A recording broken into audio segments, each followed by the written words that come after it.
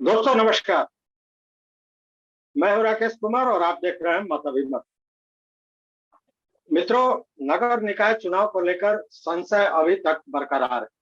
हालांकि चुनाव पूरा हो चुका है और इसको लेकर हम लगातार आपके सामने जो भी जानकारियां हैं वो मैं देता रहा हूं।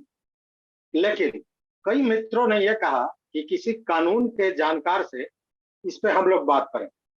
तो मैंने बहुत ढूंढा और ढूंढने के बाद ये लगा कि सबसे बेहतरीन ये होगा कि हाई कोर्ट के एडवोकेट हैं, प्रसिद्ध एडवोकेट हैं जगजीत भट्ट साहब।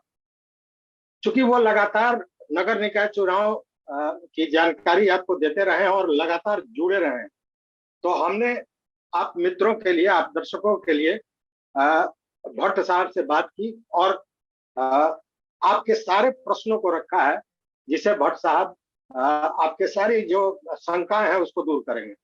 तो सबसे पहले हम स्वागत करते हैं जगजीत भट्ट साहब का। धन्यवाद सर, बहुत बहुत आपका धन्यवाद जो आपने मुझे इस सच को बोलने का मौका दिया अपने चैनल के माध्यम से। और आपको भी इसके लिए विशेष साधुवाद है सर कि लगातार आप भी इस सच्चाई को रखने का काम किया है सभी जनता के सामने। क्योंकि जिस तरीके से बिहार सरकार ने इस चुनाव को जबरदस्ती और असंवैधानिक तरीके से कराया है, ये लोगों को भी पता चलना चाहिए कि किस तरीके से बिहार में जो है सुप्रीम कोर्ट की जो ऑर्डर्स होती हैं, सुप्रीम कोर्ट की जो बातें होती हैं, वो फॉलो अप नहीं हो पाती है। तो क्योंकि हम लोग वार्ता यस शुरू करते हैं इस पर। जगजीत जी, यस सर। सबसे पहला ये क्वेश्चन कि देखिए, आप कानून के जानकार हैं और मैं पत्रकार हूं।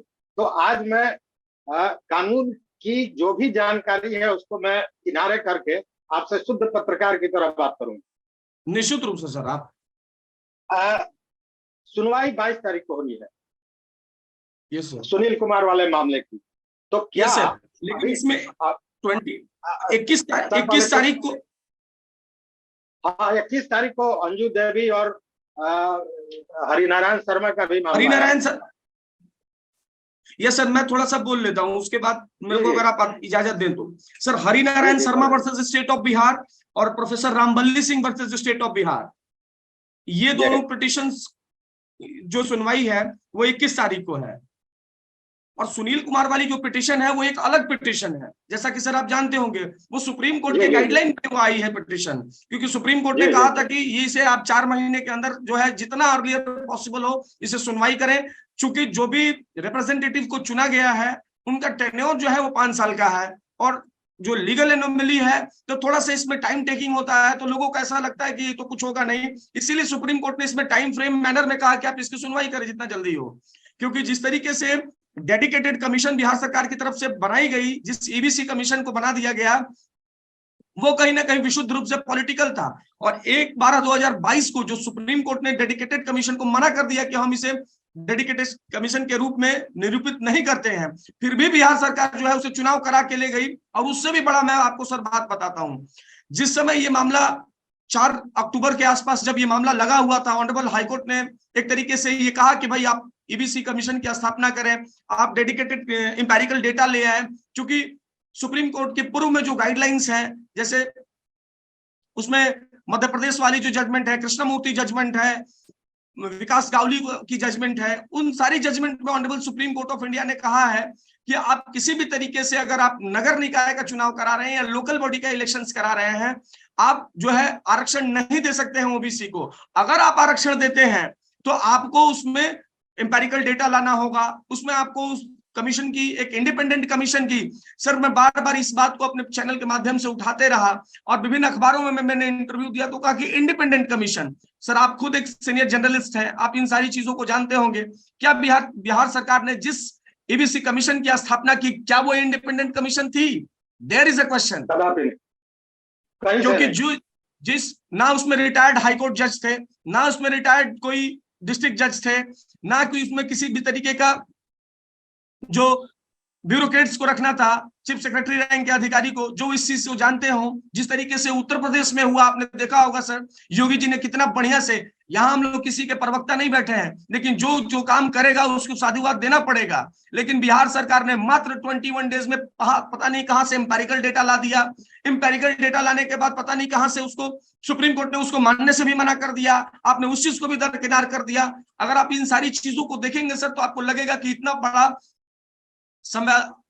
संविधान के साथ खिलवाड़ की गई है बिहार सरकार के द्वारा और राज्य निर्वाचन आयोग के द्वारा। क्योंकि राज्य निर्वाचन आयोग जिस चिट्ठी को, मैं जो बात बता रहा था आपको कि 4 अक्टूबर को जिस नोटिफिकेशन को इन्होंने, यहाँ पे भट्ट साहब हम आपको थोड़ा रोकेंगे। ठीक है सर, रोकेंगे इसलिए कि आप कानून के जानकार हैं, लेकिन हम जो ये वीडियो बना रहे हैं अपने उन दर्शकों के लिए बना रहे हैं जिनको कानून की कोई जानकारी नहीं। ठीक है, तो मैं सीढ़ी दर सीढ़ी चाहूंगा कि इन चीजों का खुलासा करें कि जो हमारे दर्शक सुने उनको लगे कि हाँ एकदम क्रिस्टल क्लियर हो गया कि क्या बात होनी चाहिए। तो सबसे पहले अभी जो जानकारी मिली है कि सबसे पहले जब सुप्रीम कोर्ट ने हाई कोर्ट को कहा कि 4 महीने में इस मामले का निपटारा हो, तो मामला जब हाई कोर्ट में आया, सुनील कुमार ने जब रिट पिटीशन फिर दोबारा मतलब पिटीशन दिया, तो उसके बाद सत्यव्रत वर्मा जी थे माननीय न्यायाधीश जिन्होंने इसकी सुनवाई की। फिर बाद में 15 तारीख वाले डेट में ये अभिषेक रेड्डी का नाम आया, उस दिन नहीं हो पाया, फिर इन लोगों ने मेंशनिंग किया तो 16 तारीख को आया, लेकिन उस दिन जो लिस्ट था उसमें बहुत पीछे था, इसलिए सुनवाई नहीं हो पाई। अब ये जानकारी मिल रही है कि एक माननीय जस्टिस हैं राजीव राय साहब, उनके कोर्ट में ये मामला जा रहा है। इस पर क्या बताएंगे? देखिए सर, ये तो जो कोर्ट्स की अपनी प्रोसीडिंग्स होती हैं, वो इस मामले को किस बेंच में भेजेगा, किस बेंच में नहीं, अपना हाईकोर्ट का डिस्क्रिशनरी पावर है, वहां हम और आप वो इंटरवीन नहीं कर सकते हैं। अल्टीमेटली सर, कोई भी हमारे ऑनरेबल जस्टिस बैठेंगे इस मामले को, क्या ये अभिषेक रेड्डी हो, क्या राजीव रंजन रॉय साहब हो, या XYZ कोई भी बैठे, तो वो सर कानून को देखेंगे कि क्या ये जो चुनाव हुए हैं वो संवैधानिक तरीके से हुए हैं या नहीं हुए हैं। मैं ये कह रहा हूं सर। अब यहाँ एक दूसरा सवाल कि जैसे सत्यव्रत वर्मा ने लगभग पूरी सुनवाई कर ली थी, लेकिन अब जो नए जज साहब आएंगे तो ये तो पूरी तरह फिर सुनवाई करेंगे, तो मतलब समय ज्यादा लगेगा। तो सर इसमें अगर समय लगेगा तो सर सुनील कुमार वाले पिटीशन में आप जानते होंगे सर कि एग्जम्पशन भी उनको दे रखा है कि अगर आपको लगता है वो पिटीशन डिसमिस नहीं हुई थी, वो निष्पादित की गई थी, और सर आप जानते भी होंगे, आप सीनियर जर्नलिस्ट हैं, उसको अखबार वालों ने चला दिया कि डिसमिस हो गई। अरे भाई, किसी भी चीज के डिसमिस होने में और निष्पादित होने में अंतर है। बिल्कुल बिल्कुल। तो वहां पे इनको लिबर्टी दी गई है कि अगर आपको लगता है कोई भी बात है, you have move the honourable apex court, supreme court में आप आ सकते हैं। तो ठीक है, अगर यहाँ लेट हो रहा है तो हम सुनील कुमार जी हैं वो मूव करेंगे सुप्रीम कोर्ट को, क्योंकि सुप्रीम, आपको सर जानते भी होंगे, सुप्रीम कोर्ट ने ही उस समय कहा था, जस्टिस DY चंद्रचूड़, जस्टिस सीमा कोहली के बेंच में जब ये मामला लगा हुआ था, उस बेंच में मैं मौजूद भी था, तो उन्होंने कहा था कि इस मामले की हाईकोर्ट जितनी जल्दी हो सुनवाई करे। सर मैं ये मानता हूं कि हमारे यहाँ थोड़ा सा कानून का जो है लीगल एनोमली जो होती है, लीगल रीजनिंग जो होती है, वो जो सामने पिटिशनर्स हैं, सामने जो डिफेंडेंट है, वो उस चीज को थोड़ा सा एक तरीके से तोड़ मरोड़ करते हैं, लेकिन वो ज्यादा दिन तक चालाकी चलेगी नहीं सर। एक इलस्ट्रेशन में अगर आप मुझे इजाजत दे तो मैं कहूं सर, ये जो अभी हम लोग की जातीय आरक्षण का, जातीय जनगणना की बात आ रही थी सर, मैं अपनी बड़ाई नहीं कर रहा हूं, मैंने ये 1 साल पहले ही कह दिया था कि ये चलेगा नहीं, ये चलेगा नहीं, लेकिन उस समय बताया तो लोग ऐसे ही कह रहे थे कि ऐसे कैसे हो जाएगा। लेकिन आपने देखिए सर किस तरीके से honourable supreme court of India ने कहा कि यहाँ बिहार में हर चीज में जाति है, और उसके बाद ऑनरेबल हाई कोर्ट ने उस पर स्टे लगा दिया। तो नेताओं को तो यही लगता था कि तो कुछ होगा नहीं, हम तो चुनाव करा लेंगे। आपको जान के ताज्जुब होगा सर, उस मामले में मैं आपको बताऊं, फिर से बिहार सरकार ने सुप्रीम कोर्ट को मूव किया और रिव्यू पिटीशन में गए। इससे बड़ा दुर्भाग्य क्या हो सकता है किसी राज्य के लिए कि आपको जाति गिननी है। वैसे ही सर बिहार में सर ब्यूरोक्रेसी हावी बहुत ज्यादा है, क्योंकि सर आप जानते होंगे कि जो 4 अक्टूबर को जजमेंट आया, उसमें बिहार स्टेट इलेक्शन कमीशन को ऑनरेबल पटना हाई कोर्ट ने जम के लताड़ा था और कहा था कि आप एक इंडिपेंडेंट बॉडी हैं, आप इंडिपेंडेंट की स्वतंत्र निकाय हैं और स्वतंत्र निकाय की तरह काम करें। बिल्कुल याद होगा सर आपको। अब जी अब थोड़ा शुरुआत से आते हैं भट्ट साहब। 4 अक्टूबर को 4 अक्टूबर को हाईकोर्ट ने कहा था कि आप या तो ट्रिपल टेस्ट करावें या सभी सीटों को सामान्य करके आप चुनाव कराएं। यही बात हुई थी, जिस पर पहले बिहार सरकार ने कहा कि हम कोर्ट में जाएंगे, सुप्रीम कोर्ट जाएंगे। फिर बाद में वो कोर्ट नहीं गई और उसने हाई कोर्ट को कहा कि हम ट्रिपल टेस्ट कराएंगे और उसके बाद चुनाव कराएंगे। फिर आनंद फानन में ईबीसी कमीशन जो था उसको ट्रिपल टेस्ट करने की जिम्मेवारी दे दी गई और डेडिकेटेड कमीशन बना दिया गया। मामला हमको लगता है कि कहीं ना कहीं यहीं से शुरू होता है, क्योंकि वो कमीशन ही डेडिकेटेड नहीं। आप क्या कहेंगे? ये सर मैं क्या कहूं सर, मेरे को हंसी आ रही थी बिहार सरकार के पिटीशन पे कि रिव्यू पिटीशन में साहब आए हैं और जी माई लॉर्ड कर रहे हैं। रिव्यू पिटीशन में आया है तो आप अपने लॉ की बात करेंगे ना कोर्ट में, कि आप ये कहेंगे कि हाँ जी माई लॉर्ड हम डेडिकेटेड कमीशन भी बना देंगे, जी माई लॉर्ड हम लोग जो है जो एम्पेरिकल डेटा भी लाएंगे। तो मतलब मेरे को तो हंसी आ रही थी कि बिहार सरकार जिस तरीके से कर रही है, अब लोगों तक ये बात पहुंचने में और लोगों के तक जाने में ये बात दिक्कत होती नहीं। तो आप सब जानते होंगे कि रिव्यू पिटीशन में कोई अपनी बात लॉ की रखता है, आप यहाँ पे हाईकोर्ट जो कह रहा है वो मानने को आप तैयार हो गए। दुर्भाग्य है सर। तो क्या ही वो तो मुझे लगता है वो फेस सेविंग डिवाइस था, अपने को बचाने की प्रतिष्ठा होना में से बचाव का एक रास्ता निकाला गया था। जी। अब 18 अक्टूबर को ईबीसी कमीशन को ट्रिपल टेस्ट के लिए दे दिया गया। 19 तारीख को हाईकोर्ट में ये बात कह दी गई, ठीक है, यहाँ तक चलता है। लेकिन उसके बाद इन लोगों ने मात्र 28 दिन में ट्रिपल टेस्ट का की खाना पूर्ति कर दी और चुनाव कराने का डेट भी निकाल दी। तो हमारा ये कहना है, मेरा ये नहीं कहना है, मेरे कई दर्शकों का कहना है कि जब उस समय ये पता चला कि ट्रिपल टेस्ट सही ढंग से नहीं कराई गई है तो उसी समय हाईकोर्ट ने क्यों नहीं रोक लगा दी? सर चूंकि मामला जो ये सुप्रीम कोर्ट की तरफ से ही, आप जानते होंगे कि सर सुप्रीम कोर्ट की तरफ से ही डेडिकेटेड कमीशन को मना कर दिया गया कि ये नोटिफाइड निरूपित नहीं कर सकते हैं। रही बात हाईकोर्ट की, तो सर हाईकोर्ट ने इन्होंने खुद कहा कि हम जो है इंडिपेंडेंट कमीशन की स्थापना कर रहे हैं कि ईबीसी कमीशन हमारा है, हम उसको कर देते हैं। ठीक है, तो जिस ईबीसी कमीशन में जिस लोगों को इन्होंने बैठाया वो सारे के सारे पॉलिटिकल लोग थे, जबकि honourable supreme court of India ने Vikas Gawali versus state of Maharashtra की जजमेंट हो या फिर मध्य प्रदेश वाली जजमेंट हो, महाजन जजमेंट, उस हर में कहा कि इंडिपेंडेंट कमीशन होनी चाहिए। तो सर अब समस्या ये है कि बिहार सरकार के अधिकारियों को ये पढ़ समझ में नहीं आ रहा है, और नहीं तो वो जिस तरीके से काम कर रहे हैं वो एक बायस होकर सरकार की तरफ से काम कर रहे हैं, क्योंकि सरकार तो मनमानी तरीके से चुनाव करा के ले गई। अब सर मैं आपको अपने बक्सर का बात बताता हूं, क्योंकि सर मैं आप जानते होंगे मैं बक्सर से हूं। बक्सर में जो पिछले 10 और 15 साल से सर ओबीसी का ही सीट है और इस बार भी ओबीसी का ही सीट है, जबकि honourable supreme court of India ने, ऑनरेबल हाई कोर्ट ने, दोनों ही ने कहा कि रोटेशन बेसिस पे होना चाहिए। आप भी सर जानते होंगे, एक आम आदमी भी जो थोड़ा एक्टिव है वही जानता है कि वो रोटेशन बेसिस पे होना चाहिए। तो सर ये रोटेशन बेसिस पे तो नहीं हुआ। अब बिहार सरकार से ये सवाल कौन पूछे? अब हम और आप तो ये बातें भी कर रहे हैं, बाकी मेन मीडिया को, बाकी लोगों को इससे तो कोई लेना देना नहीं है। अच्छा, पॉलिटिकल वो भी लग रहे हैं, आरोप भी लग रहे हैं कि आपको क्या है। तो सर हम लोग सत्य बोलते हैं, और मैंने जिस दिन बोला था सर, मैं अभी भी कह रहा हूं कि जिस तरीके से इंडिपेंडेंट कमीशन की स्थापना नहीं की गई थी बिहार सरकार की तरफ से, और जिन लोगों को बैठाया गया उसमें कोई रिटायर्ड हाईकोर्ट जज, कोई डिस्ट्रिक्ट जज, कोई chief secretary, retired chief secretary नहीं था, तो उसे आप कैसे कह सकते हैं कि ये पॉलिटिकल? सर आपका सवाल जेन्युइन है कि उस समय ऑनरेबल हाईकोर्ट ने क्यों नहीं रोका। तो सर ये लोग ऑनरेबल हाईकोर्ट के पास दोबारा से मेंशनिंग करना पड़ता, और चूंकि ये मामला सुप्रीम कोर्ट के पास था और सुप्रीम कोर्ट ने कह दिया कि आप जो है इसमें हम आपके इंडिपेंडेंट कमीशन जो आपने कमीशन ईबीसी कमीशन की बनाई है, हम उसको स्वतंत्र नहीं मानते हैं। तो सर ये समझना होगा ना फिर कि आप चुनाव कैसे करा सकते हैं? क्या आपको सुप्रीम कोर्ट की बातें समझ नहीं आ रही है? अच्छा भट्ट साहब, वहां पे 28 दिसंबर को जो सुप्रीम कोर्ट ने कहा वो एक्सट्रीमली बैकवर्ड की जगह एक्सट्रीम इकोनॉमिकली हो गया था, याद होगा आपको। फिर यस सर, एक दिन के याद है बाद वो तो। उसको ठीक किया गया। तो डेडिकेटेड कमीशन नोटिफाई नहीं किया जा सकता, ये जो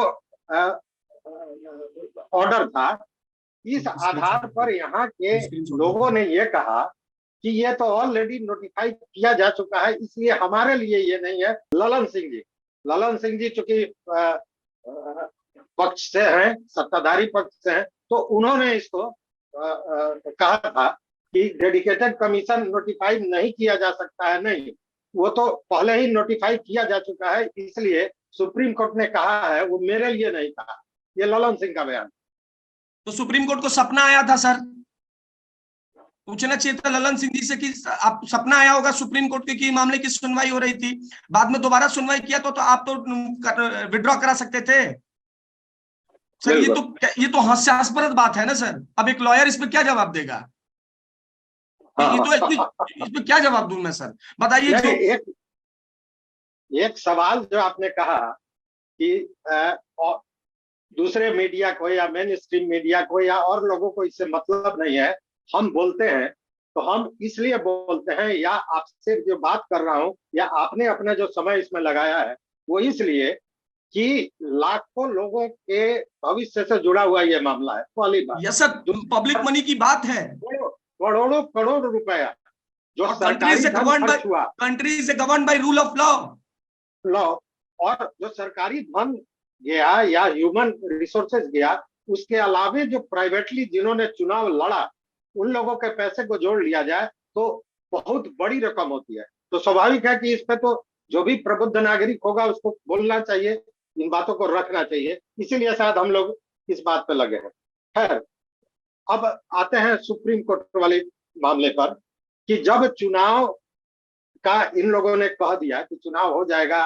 डेट निकाल दिया, हमको लगता है दिसंबर में। सर मैं एक चीज आपको रोकना चाहूंगा, आप ये सवाल पूछ लीजिएगा, मैं एक चीज बता रहा हूँ सर। जिस समय 4 अक्टूबर को ये मामला लगा था ऑनरेबल हाईकोर्ट में, जिस समय रोक दिया गया चुनाव, आपको याद होगा सर, तो ये लोग कह रहे थे ना कि हमने डेडिकेटेड कमीशन बना लिया, सब कुछ कर दिया, अब हम चुनाव करा देंगे एज पर एज जो 1/12/2022 को honourable supreme court of India ने कहा। तो सर अगर इन्होंने डेडिकेटेड कमीशन बनाया तो सर जो भी वार्ड थे, जो भी जहां भी चुनाव होने थे, उसका रिजर्वेशन का रोस्टर बदलना चाहिए था कि नहीं बदलना चाहिए था? एक सिंपल सवाल है सर। एकदम बदलना चाहिए था, यूपी में पूरा बदल। जब आप कह रहे हैं कि इंडिपेंडेंट कमीशन की स्थापना कर दिए हैं और सारी चीजें जो है हम लोग ने कर दिया है, तो उसके अनुसार सर रोस्टर बदल जाता, बदलता कि एक सिंपल बात है।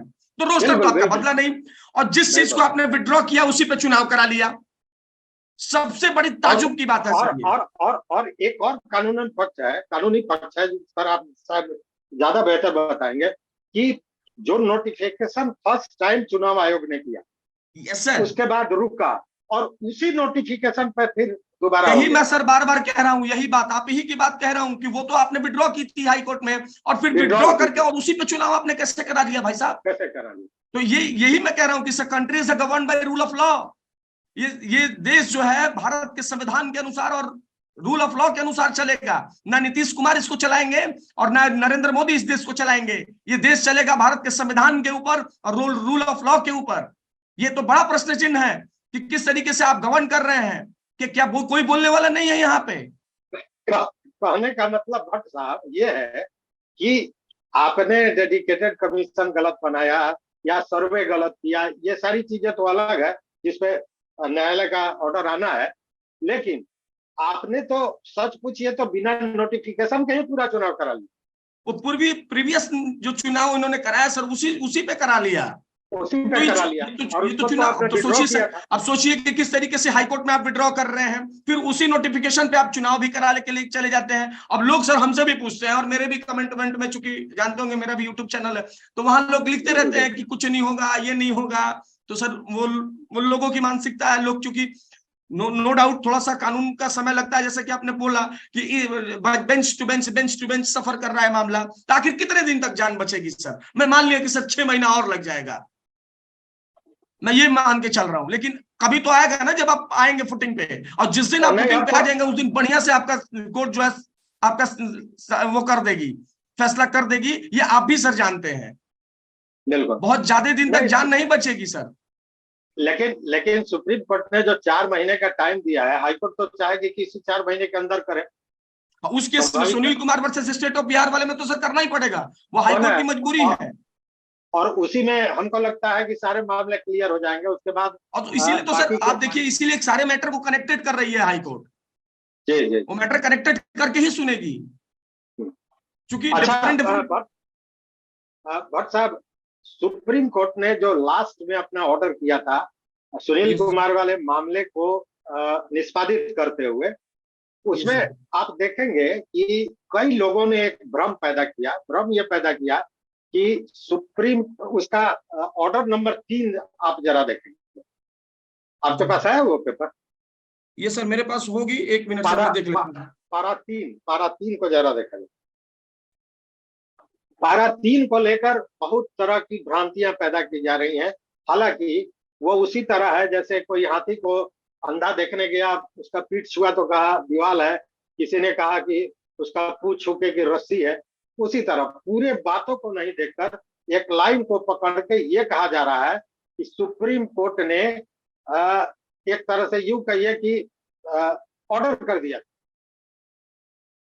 सर ऐसे इसको हम लोग सर 21 फरवरी वाली जजमेंट को आप कह रहे हैं ना, पॉइंट नंबर बताएं आप सर।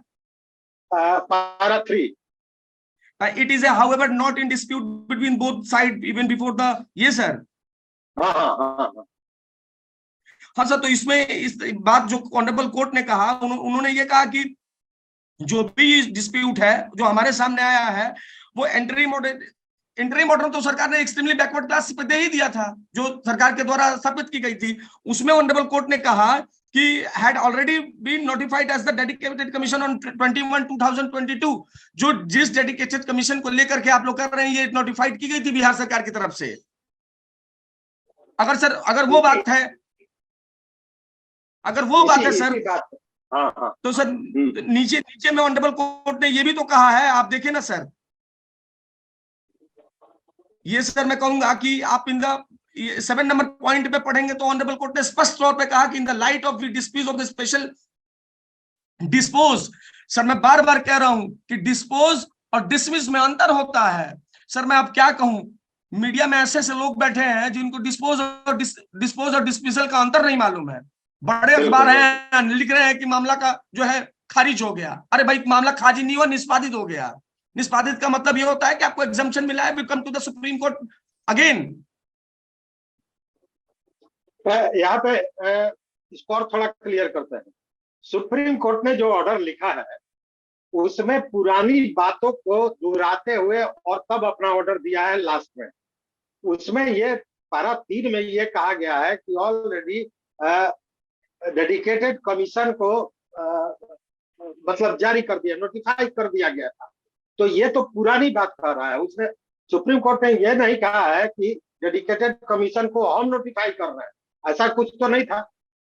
यही तो सर मैं कह रहा हूं कि जो आपने नोटिफाइड किया, आपने चुनाव करा लिया, ठीक है, आप ही का सब कुछ है, अधिकारी भी आप ही का है, बिहार स्टेट इलेक्शन कमीशन भी आप ही का, सब कुछ तो आप ही का है। कोर्ट तो कह रही है, आप कोर्ट की बात आपको कोर्ट की बात समझ नहीं आ रही है। अब सर कोर्ट की बात समझ नहीं आ रही है अधिकारियों को और नेताओं को, तो इसमें कोर्ट की क्या गलती है? कोर्ट में जब आपको ये तक नहीं समझ में आ रहा है कि डिसमिस, ये मामला डिसमिस नहीं है, डिस्पोज हुआ है, नीचे वाली लाइन अगर सर मैं आप मुझे इजाजत दे तो मैं आपको पढ़ के सुनाऊंगा कि उन्होंने ये कहा कि मैं नीचे में सबसे नीचे वाली जो 6-7 नंबर पॉइंट में ये है कि उन्होंने कहा कि read petition and relegate and petitioner to High Court to seek their desired relief through at the appropriate read petition to raise the question they have placed before us। अगर आपके कोई और क्वेश्चन होंगे तो फिर भी आप मेरे सामने आए, along with any other question may be consideration, और किसी भी तरीके का क्वेश्चन होगा तो हम उस पर विचार करेंगे। अब सर ये बात लोगों को समझ नहीं आ रही है, और नहीं समझ में आ रही है जो ब्यूरोक्रेट्स बैठे हुए हैं, जो पॉलिटिशियंस बैठे हुए हैं। तो इस राज्य का तो मामले की तरफ भगवान ही है। मैं बार बार कहता हूं कि इस राज्य का मालिक भगवान है सर। आप कोई रिपोर्ट उठा के दीजिए सर, आप जो कह रहे हैं उसका तो प्रमाण मिला सत्यव्रत वर्मा वाले, जब सुनवाई कर रहे थे न्यायाधीश महोदय, तो उन्होंने तो एक समय में खुलेआम ये कहा था कि आप लोगों ने हाई कोर्ट और सुप्रीम कोर्ट के ऑर्डर्स को पत्ते की तरह उड़ा दिया, ये उनका शब्द था। सर वही तो मैं सोच रहा हूं कि जिस समय ये मामला लग जाएगा ना सर, और जो जजेस हैं वो इतने, वो सब कुछ दिखाई देता है रिकॉर्ड्स में कि कौन क्या है। आप डेली देखते होंगे सर, इन लोग जो भी अधिकारी हैं, जो भी लोग हैं सर, अगर आपको देखना हो तो किस तरीके से ये अपना मनमानीपन करते हैं। ये बहुत सारी जजमेंट है जहां आपको डेली हाईकोर्ट से फटकार लगानी पड़ती है, लेकिन सर एक्सक्यूशन का प्रॉब्लम है। अगर एक्सक्यूशन का प्रॉब्लम सही हो जाए सर, तो अब मैं क्या कहूं, मैं सर इधर उधर जाने लगता हूं। ये कोर्ट ऑफ कंटेम्प्ट का मामला आखिर क्यों सुप्रीम कोर्ट और हाई कोर्ट में बाढ़ आ रहा है? इससे ये स्पष्ट है कि जो अधिकारी बैठे हैं वो काम नहीं कर रहे हैं। और सर ये बात मैं नहीं कह रहा हूं, ऑनरेबल सुप्रीम कोर्ट के पूर्व में जो न्यायाधीश महोदय, मुख्य न्यायाधीश महोदय justice N V Ramana sir थे, उन्होंने ये बातें आदरणीय प्रधानमंत्री नरेंद्र मोदी जी के सामने रखा था कि आपके जो अधिकारी हैं वो काम नहीं कर रहे हैं। अगर वो काम कर रहे होते तो हाईकोर्ट और सुप्रीम कोर्ट में बाढ़ नहीं आई होती कंटेम्प्ट ऑफ कोर्ट की। सही बात है, सही बात। आप कह रहे हैं कि हम काम ही कर रहे हैं और यहाँ पे बाढ़ लगी पड़ी है। और रही बात सर जो तो अब सुप्रीम कोर्ट की जजमेंट्स हैं, अब वो लोगों को समझ नहीं आ रही है, नेताओं को समझ नहीं आ रही है, तो अब सर इसमें क्या किया जा सकता है? हम लोग जागरूक ही तो कर सकते हैं। बिल्कुल बिल्कुल। हमको लगता है कि वीडियो थोड़ा लंबा हो रहा है, इसलिए अब हम लोग इसको थोड़ा कंक्लूड करेंगे। फिर जरूरत होगा तो फिर आगे हम लोग बैठेंगे, इस पर बात करेंगे। अब सारी चीजों को, सारे जो तर्क रखे गए, जो मामले रखे गए, या तो सुनील कुमार के तरफ से या सरकार की तरफ से, इससे आप पूरी तरह वाकिफ है और कानून के जानकार भी है। अब ये एक फैसला तो कोर्ट को करना है, लेकिन एक अंदाजा तो हम कर ही सकते हैं। आपको क्या लगता है कितने सुनवाई में कितने दिन लग सकता है? अगर राजीव राय जी के कोर्ट में यह गया मामला, क्योंकि उनको पुनः सुनवाई करनी है नए सिरे से, और इसका फैसला, जो सारे तर्क हैं, जो सारे कागजात हैं, जो सबूत हैं, उसके आधार पर आपको क्या लगता है कि क्या हो सकता है? निश्चित रूप से सर, मैं अपनी अगर बात बताऊं तो चूंकि चुनाव अब हो गए हैं, रिसोर्सेज लग चुके हैं, तो ये जो जहां पे जनरल की सीट है और उसका रोस्टर बदलना चाहिए था, 15 बरस हो गया है, 10-10 बरस तक 15 बरस रोस्टर ही नहीं बदला है, तो मे भी ये हो सकता है सर कि ऑनरेबल हाई कोर्ट या सुप्रीम कोर्ट जो है पूरे एंटायर इलेक्शन को रद्द कर दे। और ना ही तो ये हो सकता है कोई बीच का रास्ता निकाले, चूंकि जो एक्सिक्यूटिव ब्रांच में लोग बैठे हुए हैं वो कई मरतबा कोर्ट से ये अपील करने लगते हैं कि माय लॉर्ड अब तो ये हो चुका है, तो अब इसमें हमारा ये, लेकिन पूर्व में अगर मामले को देखें तो सुप्रीम कोर्ट ने पूरे के पूरे चुनाव को रद्द किया है। ये तो डिपेंड ऑन बेंच है। और इस मामले में भी पहले से ही कहा जाता रहा है कि आप गलत कर रहे हैं, बावजूद हठधर्मिता में सरकार ने इसको पूरा किया। यस सर, यही मैं भी कह रहा हूं, तो इसीलिए कह रहा हूं कि वो जजेस कैसे हैं। अब जस्टिस जिनका आप नाम ले रहे थे, सत्यव्रत वर्मा सर, अब उनके मामले में ये लगा था, वहां से मूव हो गया, इस कोर्ट में आ गया, तो ये कोर्ट टू कोर्ट हो सकता है कि सरकार अपनी अनमली लगा रही हो कि किसी न तरीके हमारा जान बचना चाहिए। तो मैं सर यही कह रहा हूं कि ये जान ज्यादा दिन तक नहीं बचने वाला है। कितने दिन तक सर बचेगा? 4 महीना एग्जाम्पल सुनील कुमार वाली में तो है ना, तो वहां आप कहां चले जाएंगे? फिर से मूव कर देंगे सुप्रीम कोर्ट। सुप्रीम कोर्ट एक समय आएगा ना जब सुनेगी, और हमारे चीफ जस्टिस ऑफ इंडिया तो ऐसे हैं कि अगर उनके सामने ये मामला लग गया होता तो वो बढ़िया से इसको निपटा दिए होते, क्योंकि उन्हीं के बेंच से ये मामला होकर के आया था सर, आया था। हाँ सही बात है। जो आप बात कर रहे हैं वही कई दर्शकों ने, आपके भी कमेंट्स में आता रहा होगा कि अब तो ये पूरा चुनाव हो गया है, तो अब सुप्रीम कोर्ट, हाई कोर्ट इसको खारिज नहीं करेगी, रद्द नहीं करेगी, तमाम तरह की बातें। लेकिन मैं आपसे एक बात जानना चाहता हूँ कि कानून से हम जो प्रे करते हैं कोर्ट के पास, और उससे जुड़ा हुआ कोई दूसरी गलती भी हो, तो कानून तो हम जो प्रे करते हैं उसी आधार पे अपना निर्णय करेगा।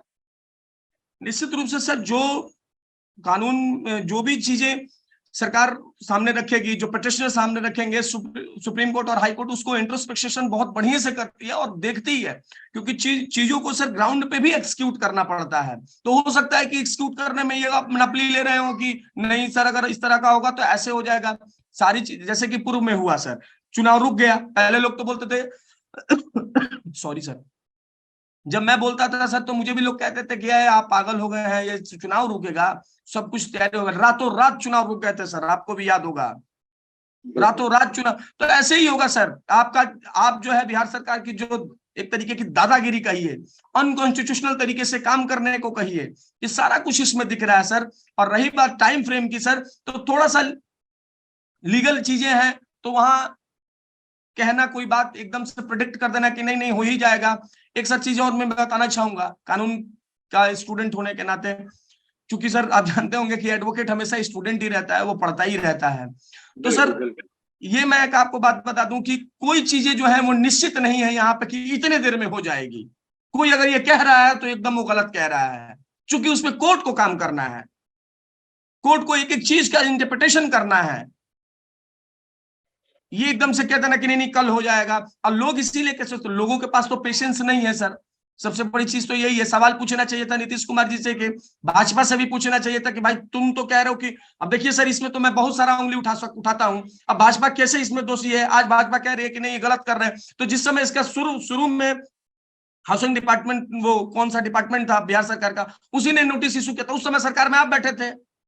आपको ये बात नहीं समझ में आ रही थी कि सुप्रीम कोर्ट 2009 से कह रही है सर, 2009 से सुप्रीम कोर्ट कह रही है कि बिहार कह रहा हूं, पूरे भारत में कहीं भी अगर लोकल बॉडी का इलेक्शन होगा तो वहां पे आप ओबीसी को आरक्षण नहीं दे सकते हैं। अगर आप ओबीसी को आरक्षण देंगे तो आपके पास एम्पिरिकल डेटा होना चाहिए, आपके एक डेडिकेटेड कमीशन की स्थापना करेंगे, ये सारा कुछ है।